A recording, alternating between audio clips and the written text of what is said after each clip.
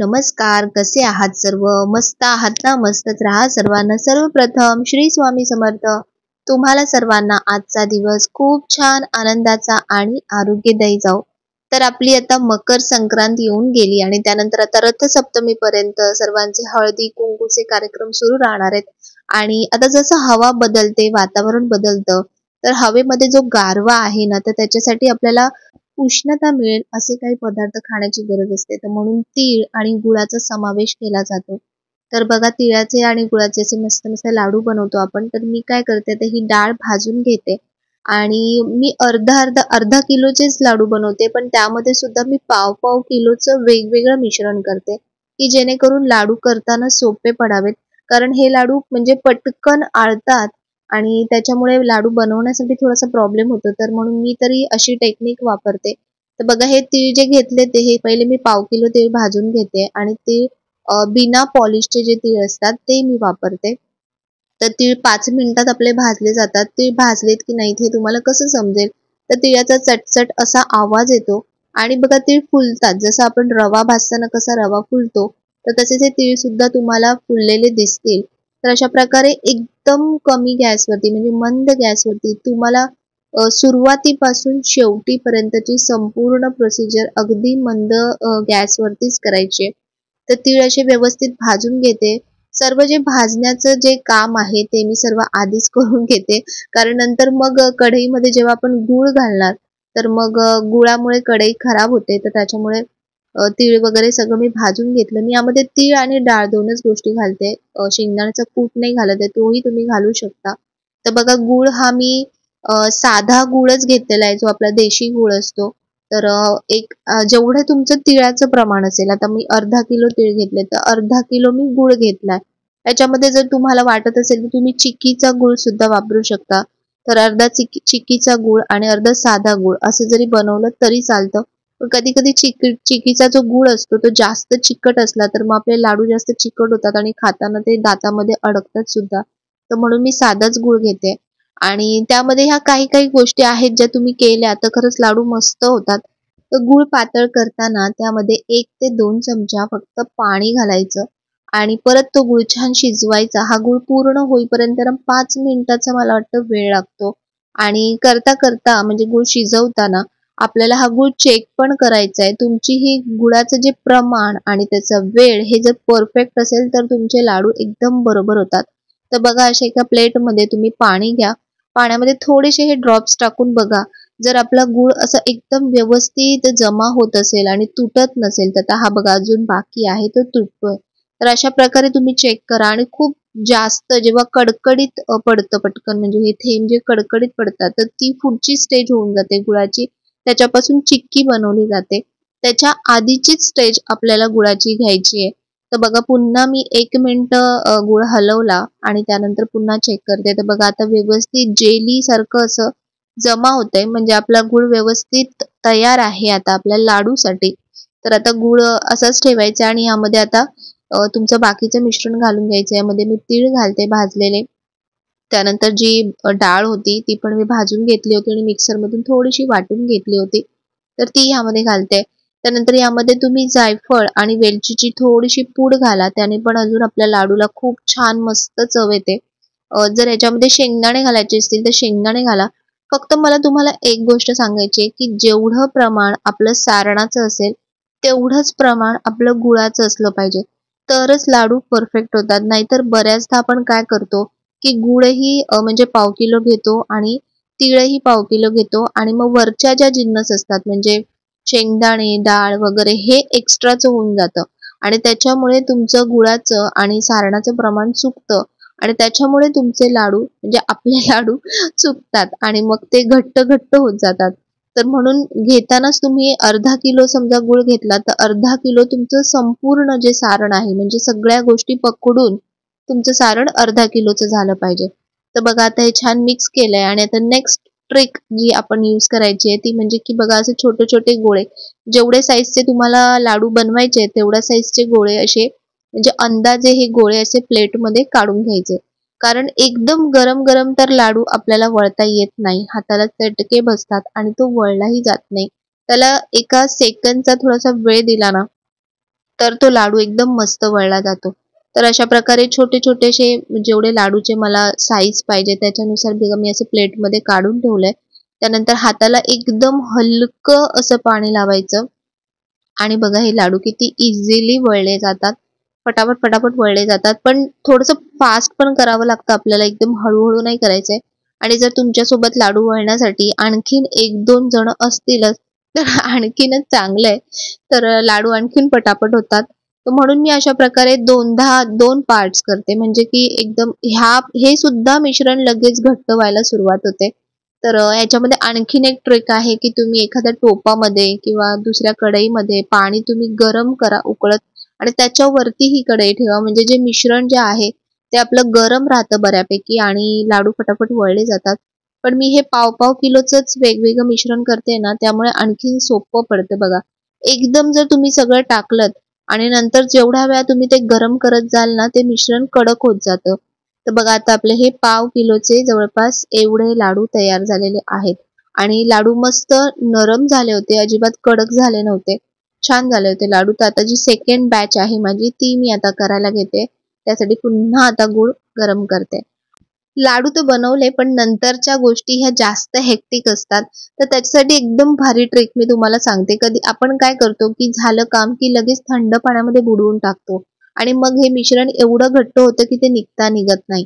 तर तसं न करता तुम्ही जेही भांडं वापरलंय लाडू बनवण्यासाठी, तर ते भांडं तसंच गॅसवर ठेवा. त्यामध्ये असं पाणी घाला आणि ते छान उकळू द्या. बघा आजूबाजूचं तुमचं जेही मिश्रण जमा झालेलं असतं, आपले जे आता हे मी चमचे वगैरे जे वापरले आहेत, जे उलथनं वापरलेलं आहे, तर तेही बघा सगळ्या गोष्टी एकदम चटकन क्लीन होतात. तुम्हाला खूप सारी अशी काही मेहनत करावी लागत नाही आणि कधी-कधी घासल्यामुळे भांड्यांना स्क्रॅच सुद्धा पडतात. तर बघा मी तुम्हाला दाखवते, की विदिन अ सेकंड्स आपली जी पण भांडी आहेत ना, ती अशी छान क्लीन होतात. फक्त थोडीशी मेहनत लागते. तर बघा आता हे फक्त स्कॉच ब्राईटने तुम्ही थोडंसं क्लीन केलं तर क्लीन होऊन जाईल. तर आज होती संक्रांतची पूजा, म्हणजे आपली सुगडाची पूजा. तर पूजा करण्याचं सगळं साहित्य मी आणून ठेवलंय, सगळं मांडून ठेवलंय. ही पूजा काही अशी खूप मोठी पूजा नसते, छोटीशीच पूजा असते. तर आजची देवपूजा ही अशी झालेली आहे. छान सर्वांना आज हिरवं वस्त्र मी परिधान केलंय आणि खरंच देवींना तुम्ही बघा लाल, पिवळं, हिरवं जेव्हा वस्त्र नेसवतो ना, त्यांचं रूप असं खूपच म्हणजे खूप पटींनी असं सुंदर दिसतं. तर बघा आज मी तुम्हाला छान अशी मकर संक्रांतीची म्हणजे पूजा करता करता एक छान अशी कविता ऐकवणार आहे. तिळगुळ घ्या आणि गोड गोड बोला, असं म्हणतात मकर संक्रांत सणाला. तिळासारखं लहान, गुळासारखं गोड, अशी घट्ट असावी आयुष्यातील जोड. आयुष्य आहे माणसांचं तसं कमी, गोड बोलावं सर्वांनी तुम्ही आम्ही. सोबत काही येत नाही, गोड बोलावं, एकमेकांना सहाय्य करूनच चालावं. वाईट संगतीने आयुष्यात येतील ताण, सणाला चांगल्या विचारांचं देऊ वाण. आयुष्य एकदाच मिळते घ्यावे जगून, काही मिळणार नाही राग द्वेष करून. पूर्व पुण्य मिळाले श्री स्वामी समर्थ, स्वामी नामाने जीवनाला आला अर्थ. रंजले गांजल्यांची असू द्यावी जाण, संक्रांतीला स्वामी सेवेचं वाटूया वाण. संक्रांतीला तीळ दानाने मिळेल पुण्य, स्वामी सेवा करून जीवन झाले माझे धन्य. स्वामी सेवेने हो तुमच्या सर्व पूर्ण इच्छा, मकर संक्रांतीच्या तुम्हाला खूप खूप शुभेच्छा, खूप खूप शुभेच्छा. तर मराठी संस्कृतीनुसार जानेवारी अर्थात पौष महिन्यात संक्रांती नंतरच्या दुसऱ्या दिवसापासून रथसप्तमीपर्यंत हळदी कुंकवाचा कार्यक्रम घरोघरी केला जातो. सौभाग्य वाढवण्यासाठी या उपक्रमात सुवासिनी वाण लुटायचे असते. याचे सामाजिक महत्त्व सुद्धा आहे. या निमित्ताने आपल्याला आसपासच्या महिलांना, इतर सोयरे मैत्रिणींना आमंत्रण देऊन एकत्र येऊन एकमेकांच्या सुखदुःखाची विचारपूस करून स्नेहाचे बंध अधिक पक्के करता येतात. आपल्या ऐपतीनुसार आपल्याला वाण लुटता येते. पूर्वीच्या काळी ग्रामीण भागात शेतात यावेळी तयार होणाऱ्या कोवळ्या गव्हाच्या ओंब्या, बोरे, उसाचे तुकडे, गाजर, हरभऱ्याचे कोवळे घाटे असे पदार्थ एकमेकांना दिले जात असत. पेशव्यांच्या काळात हळदी कुंकवाचा कार्यक्रम स्त्रियांमार्फत पेशवे करून घेत. त्यामुळे काय होत की आपापसाती बंडाळी मोडून निघत असे. कोणतीही वस्तू देण्यापेक्षा आपण आजच्या काळाची गरज ओळखून लोकांना संस्कारित केलं पाहिजे. प्रत्येक घराला योग्य कर्तव्याची ओळख करून देईल माणुसकी व ईश्वर सेवा घराघरात रुजवेल असे अल्पमोली बहुगुणी घ्यायला सर्वांना निश्चितच आवडेल. म्हणून आज मी सुगड तर पूजलंच आहे, पण त्याच सोबत आज मला असं वाटलं की देवी आई समोर जो आपण हा साज शृंगार करतो, तर तो साज शृंगार करण्यापेक्षा मला असं वाटलं की आईच्या समोरच तो मांडावा.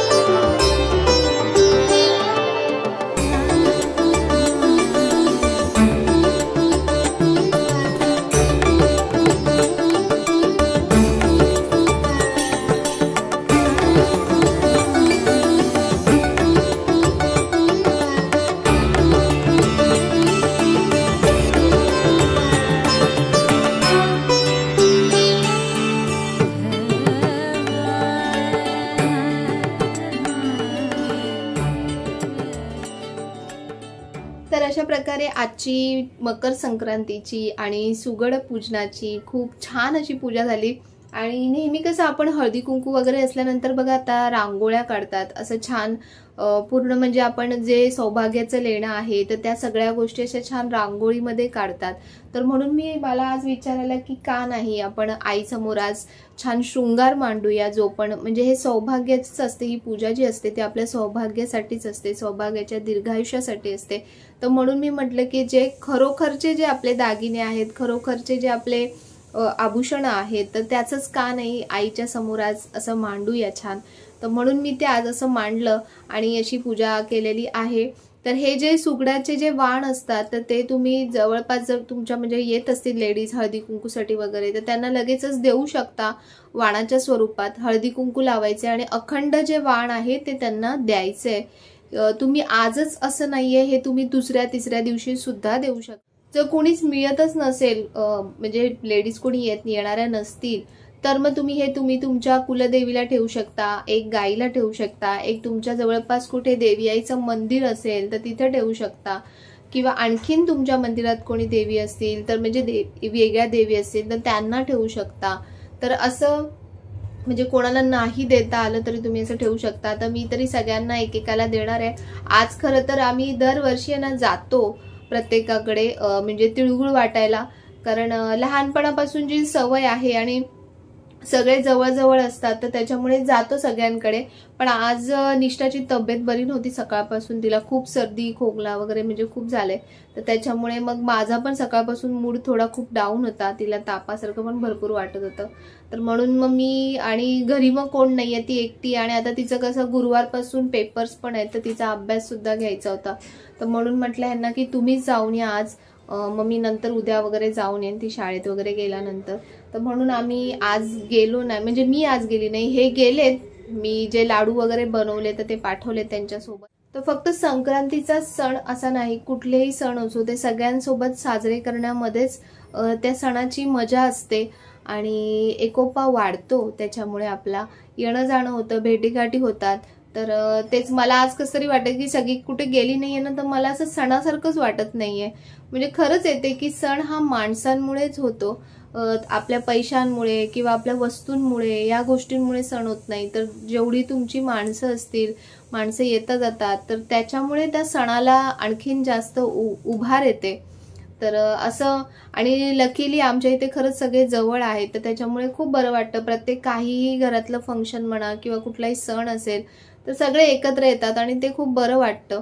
तर असं चालू आहे सगळं. आणि तुम्हाला कसं वाटलं छान आपली आजची जी सजावट होती किंवा आजचा जे शृंगार केला होता तो तुम्हाला कसा वाटला?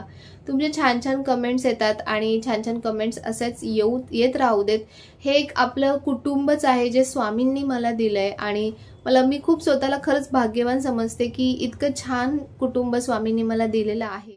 तर या तिळगुळाच्या लाडूप्रमाणे, तिळाप्रमाणे, गुळाप्रमाणे आपलं हे जे कुटुंब आहे संपूर्ण स्वामींनी जे केलेलं आहे तर ते तिळगुळाप्रमाणे नेहमी असंच छान त्याचा जो गोडवा आहे, त्याचं जे स्नेह आहे, त्याचं जे प्रेम आहे, ते सगळं असंच कायम टिकून राहू दे।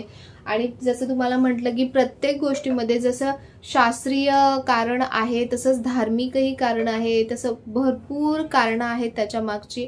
तर ते सगळ्या लक्षात घेता आपण त्या सगळ्या गोष्टी चालू ठेवायच्या, आपल्या ज्या परंपरा आहेत त्या पुढे नेत राहायच्या। तर असाच आजचा हा व्हिडिओ तुम्हाला कसा वाटला? जर आवडला असेल तर नेहमीप्रमाणे लाईक करा, शेअर करा, सबस्क्राईब करा। पुन्हा भेटूया आपण उद्याच्या नवीन व्हिडिओमध्ये। तोपर्यंत सर्वांना बाय आणि सर्वांना श्री स्वामी समर्थ।